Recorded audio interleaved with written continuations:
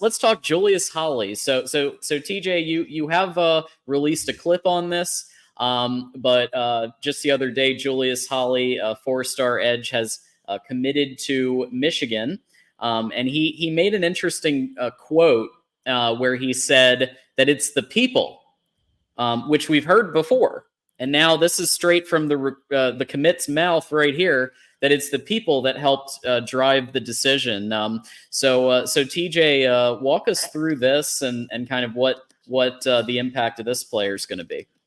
Yeah, I mean, well, what you had here is, just look at the get off. I mean, the get off was insane there. The tackle couldn't even put a hand on him. I mean, this kid is his profile is 6'3". He's now 6'5". He's grown. He's going to play the Sam position. If anyone wants a greater dive into this player and his impact and his outlook for Michigan, I did a recruiting breakdown, which was released on Saturday. Take a look at that. But I mean, this kid is an extremely strong athlete with a great frame, right? And he's going to play the Sam position opposite of Nate Marshall, who's going to play the rush end. So it's just another dog, really. I mean, you can just watch his highlight tape, right? The kid, he physically outpowers his competition. He's a man amongst boys when you watch this highlight tape. Has a good get off. Extremely long, lengthy frame, as you can see. Like, just look. I mean, pushes the offensive tackle away. It has the speed to close. I'm telling you, I'm a big fan of this kid. Michigan, and we talk about it's the people, right? Julius Holly was not a hot name in the recruiting game about a month ago for Michigan. Like, it wasn't a name we were hearing a lot. It was kind of behind the scenes, and a lot of people thought Michigan was trailing in this recruitment. But then a week ago, man, and I didn't have this. I didn't call this, although the news broke on my call-in show Thursday that some predictions came in. I didn't throw a lock in because that's not for me. I don't like doing that. Like, I'm not just trying to ride a coattail on nobody. But the point being is, Michigan closed and they made a move, and that's just shout out to Lou Esposito, bro, and obviously Wink Martindale, Sharon Moore, being able to close on this kid. This is a hell of a gig, guys. Like, I mean, I really think 2 to 3 years, let him get in the gym, let him get in the weight room. You'll see him wearing a winged helmet on Saturdays, wrecking havoc. And this is what we're talking about, that trench play, physical Big Ten football. We're just reloading. That's just what we do. So, yeah, great get by Michigan. Yeah. Talk a little bit about, do you feel like there's a set position is what you're thinking? Yeah, right? He's going to play the Sam. Yeah, he's a Sam. He's a Sam. Yeah, for sure. I mean, is it possible? I mean, it's possible he gains enough size, but see his speed, right? So because he's his speed, you want him playing that David Ojabo role, really. I mean, that's what Michigan's envisioned him as, and you could see it in his tape. Obviously, David Ojabo had elite athleticism and acceleration, but him opposite of Nate Marshall. Nate Marshall's going to be your rush end, your 5 tech. This kid's gonna play opposite of that. This we can get, hopefully, right, we get that Hutchinson Ojabo effect with Nate Marshall and Julius Holly here. So, and then you'll have Jalen Williams and Bobby Kanka in the middle. So, yeah, I mean, the defensive line, this defensive line class is strong as hell. It's probably our best haul, and I'd have to look at some years back, but it's a really elite haul right now. Yeah, so I wanted to ask you, in comparison with the 2024 class as well. On my list, I've got 3 edge players, so this is a level above that, right? So yeah, I would definitely say. I mean, listen, our class last year was still a very good class. But I think we had like Devin Baxter, Dominic Nichols, and who am I forgetting? Do you have the other name? Lugard. I can't pronounce his last name. Oh yeah, Edo Kopi. Yeah, Edo. Yeah. No, so that class, high potential, man. Like, that is, I expect some of those guys to contribute as well. I mean, our edge class and our Sam position, and Cole Sullivan might even play Sam eventually. We don't know yet, but yeah, I mean, Michigan's just recruiting at a very good level, and they're finding these kids, these late risers like Edo. I can't even say his last name either, but that kid was a late riser, extremely gifted athlete. Yeah, I would say this class this year, though, is a step above last year's. And last year's class was a good class. They're like, I mean, that's not a knock on them either. Like, it's just Michigan's doing very well and the defensive line. So good to see. We're not, and then you have a coach like Lou Esposito. You have a defensive coordinator like Wink Martindale. It's good to see us not regress in that area, which is our identity in the Big Ten. I'm going to go with Adok Payee. Let's see if that's correct or not. Something like that. I don't know. It's something like that. Yeah. Edo Payee. Thanks, Nick, YouTube member. So yeah, for me, I mean, you just look at the tape and it speaks for itself. The one comment, you just clothesline that dude. This is the type of player that that Michigan football wants. I was actually just watching a Wink Martindale interview with Champion Circle. And what struck me about that is he talked about the Michigan culture. He talked about the Michigan players being so into it, so excited to be playing football morning, noon, and night. I mean, he actually said he became more inspired and he doesn't want to mess it up for them. And this is an extension of that because this is the type of player that fits the Michigan culture. It fits the physicality and the devotion to the craft. And so I recommend everybody check that out if you want to get a sense for Wink and kind of what he's all about too. It's a great interview. I highly recommend everyone check out the Wink Martindale interview. It's a 30-minute interview. I think it was for previously, I think it was for the collective donors, and then they released it publicly. It's through Champion Circle's YouTube page. Highly recommend checking it out. Plus, the revenue of those videos goes to NIL. So again, support that. That's always good for Michigan. But also, what was said in that interview, John and Ferris, Sharon has had to tell the guys to tone it down. Like, you guys got to get out of here too much. Like, you guys are in here too much. Like, you guys are putting a little too much work, you know? So it's great to see. We've also heard this from recruits who have been visiting on official visits, and they're saying, you know, it's nice to see a player-led team. It's nice to see these guys after practice putting in extra work. It's been a, you know, it's been a bright point for recruits. They see this, and listen, everybody's not for that. And Wink Martindale even said that you don't even see this in the NFL sometimes. Like, yeah, sir, some of these guys will go to, you know, places down in Florida or California to do some training in the off season, but you don't see this type of large amount of players with this mentality. And that's the Michigan culture. And like, and I want to also point this out. If you look at all these huddle tapes, right? I'm doing all these breakdowns of all these recruits once they commit. There's a trend, man. And it's straight like dog, it's straight effort, it's straight physical. Absolute dog. These dudes fucking love ball, bro. Like, that's the Michigan culture. They are just about it, and it's good to see. Jim Harbaugh, he built that. He rose it from the dead, you know, with Aiden Hutchinson's group. And you know, it's just good to see it transitioning into the Sharon Moore era. Mm-hmm. Yeah, and I did see that Mike Ford message for a second ago. If you can't just Google Wink Martindale, you're going to have to say Michigan football Wink Martindale. Otherwise, you'll get old game show footage of the original Wink Martindale. Yeah, so yeah, it's and that stuff is good too, by the way. He had some great game shows that he hosted. But I will say, yeah, from a perspective of just like looking at this player, I think it was a slam dunk. And you know, what's the proof that it's a slam dunk in addition to his rating and everything else?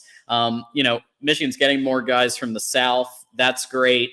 And you know where else he visited? Texas A&M, Ole Miss, Georgia. I mean, those types of teams. And so, again, a lot of those are traditional, at least the last year or two, NIL powers, and they tend to snag a lot of high-value recruits. And so this means they're putting in some work in the recruiting department. Yeah, I mean, definitely. I mean, to pull a kid from Georgia and SEC country and a kid of this caliber, I mean, he's a legit player, bro. This isn't like some kid a lot of schools cooled on. Like, I do think Georgia, I do think he wasn't a take for Georgia, but there were other schools who wanted him, right? This isn't like a player who's being looked over by a lot of programs. This dude's a dude. So, I mean, again, man, like, just shout out to the boys, bro. Like, the whole coaching staff putting in the work, and then like turning this, like, I had no, like, this, I didn't see this one coming. This is what I love about recruiting. Like, every now and then you'll get one of these where, like, I was aware of Julius Holly, but I wasn't aware of it. I wasn't aware that he was on the verge of committing, you know? So it was just great to see. And then when, you know, there was rumors about like a prediction coming in, I kind of thought it was going to be my guy that I've been hinting at for the past week, who's ready to commit, which I have intel on. We know when he's going to commit now. He's pushed it a week. And it's not Andrew Olish. We'll get to Andrew Olish too. He also pushed it a week. We'll get to that. But yeah, man, I mean, it's just great. It's great to see, you know, the class it's still looking good. but we got work to do, and we'll hit on that in the recruiting segment. We're about to get to Shamari Earls and the Michigan's all-out push, but before we do, I just have a general ask to people in chat: be good to each other. Okay, let's stick to teams. Let's stick to football. We don't need to attack each other. We've given a couple warnings. We're issuing timeouts now. So please, just as long as you stick to teams, you could say Ohio State sucks, Michigan sucks. I don't care. Just stick to teams, and you'll be a-okay with us, and we appreciate all the support. Okay, so Michigan in recent weeks, and TJ, I know you've been following this. With Shamari Earls, Michigan's been trying to get in there, and they have been putting some resources and some stuff behind trying to convert this player over to Michigan. TJ, what's been going on?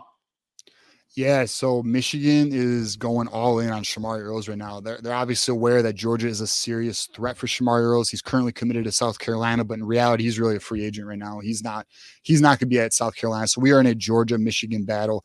Georgia is pushing to get him to close. Michigan wants to get him at the barbecue, or at least a visit in the fall for a game. They are working very hard. They are actually meeting with Shamari Earls right now.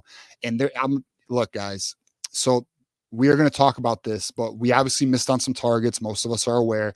Well, NIL funds are being allocated for other players, and Shamari Earls is one of them. They're up in their offer. They're going harder in the paint for Shamari Earls. That's good to see. Will it transpire? We're going to find out. They're trying to push playing time angle because there's a path to early playing time for Shamari Earls. He's that type of player. We're talking the most elite prospect at corner since Will Johnson, that type of player. So they're going very aggressive. They actually just met with them within the last 24 hours. That's where they are with it. So, and not in person, through a virtual. So, they're just putting in work right now. I do know Will Johnson's also doing a full court press right now. He's trying to get him into the class. So, we'll find out where that goes. What we know is this: if he's willing to push any commitment dates till later, that's good for Michigan. If he's looking to commit sooner, then that's good for Georgia. So we're going to find out. It is a battle right now, and Michigan is definitely turning up the heat. I'll just say that. I'm not locking it. I'm not even going to give. I don't know where it's going to go. I just know Michigan is definitely going more aggressive with Shamari Earls, which we need to see, because I'll tell you, if we get Shamari Earls, guys, that's big time. So we'll see where it goes. We'll definitely keep you updated as it goes. All right. And I don't see, we have a bunch of safeties. I don't think we have another cornerback, correct? In this class? Not in the class. No, Yeah. We have no corners, and all we have is, well, Kanoa Winston's going to be a nickelback. So, that's really a third corner. Kanoa Winston's not even going to play safety for us. I guess he could if they needed him to, but really we just have one DB right now. And, okay. We'll see where it goes. We'll just have to see where it goes. We'll have to see what new prospects they bring to the table. And I'm sure there'll be some in the next month or two we'll hear about. All right. Yeah, so I think this is exciting. I think it's regardless of what, because we are seeing that he may swing to Georgia. But it's encouraging to me to see this, right? That they are playing offense instead of defense. Right. Because I think you and I, TJ, it was probably, I don't know, February, March, something like that. And we were talking about how frustrated we were that Michigan was playing defense and just trying to keep who they could. Well, now they're going after these SEC guys. They're going after these players who, conventional wisdom would say would be going to Georgia, would be going, to South Carolina, would be going to an SEC power of some variety. And Michigan's going for it. And they may miss this one, but you miss 100% of the shots you don't take, right? Michael Scott and et cetera. And Wayne Gretzky, and Wayne Gretzky, et cetera. Yeah, it keeps going. But I think this is an encouraging sign. No, it is, man, because look, if you want any more proof NIL has improved in Michigan, because it's funny, I'll be honest, like I do observe other Michigan communities, and some of them are at a loss of like, what's Michigan's strategy with recruiting? And it's like, well, in my mind, I'm like, well, if you watched our show, you'd know. But and then also, you see other people talking about how like Why is it Michigan? Michigan's NIL sucks. It's like, oh my God. It's like people just are not tapped in, which, good for us. Kudos to our community and our viewers. They're at least aware of where we are. But like, it's just nice to see Michigan now in a competitive position with NIL where they can identify, and we know this because there's been some quotes from players recently, like Jadon Blair and some others, about how Michigan's NIL is actually pretty good. And also, it's kind of leaked recently that certain players are getting higher offers, and it's just good to see, man. It shows Michigan. And we talked about this, John. Again, anyone who's been watching, we have a bunch of new followers. We appreciate it. Plus, right now, there's a bunch of viewers, which we're hitting on all platforms. We appreciate all you guys for watching. As of like 3 months ago, we were not in this position. Michigan is now in this position. And we told you guys, since I would say about January, Michigan has evolved by month, in terms of going from $4.5 million in NIL to $11.5 million in NIL. We are also going to talk about summer fundraising efforts that are going to be occurring now that the dead period is here for recruiting. Sharon Moore is going on a fundraising tour. We're going to talk about that, or making efforts to get, to reach out to donors to increase the NIL. We're going to talk about the goal for December's NIL and all that. So that's to come later in the show.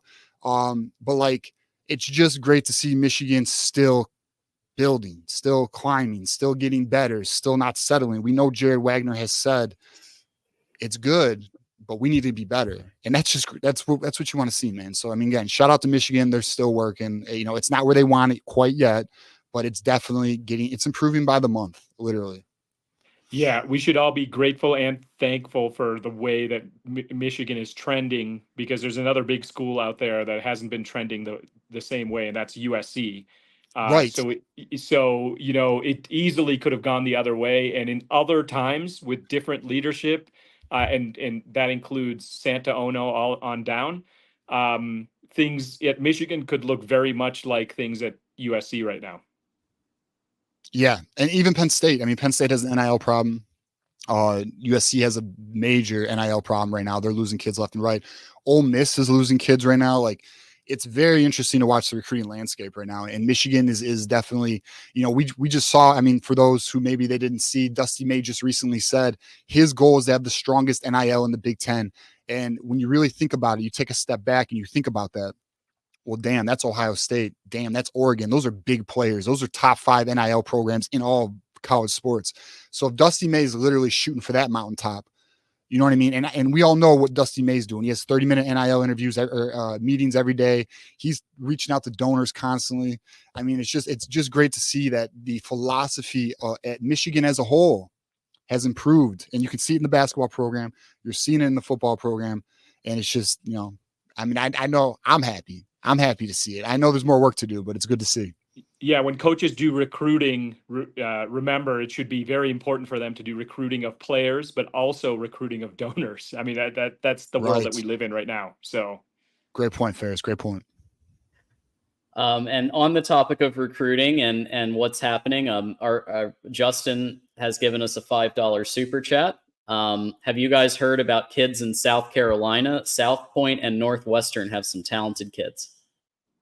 Yeah, I mean, the whole southern region, I mean, listen, it's littered. I mean, I think we're going to talk about, later we're going to talk about the Georgia Standard. And, I have some points on that, which we'll hit on, like SEC country is far more rich in football talent than in the North or the Midwest, especially the Northeast, or even the Northwest or anything like that, which is all Big Ten country, right? So, yeah, I mean, listen, it's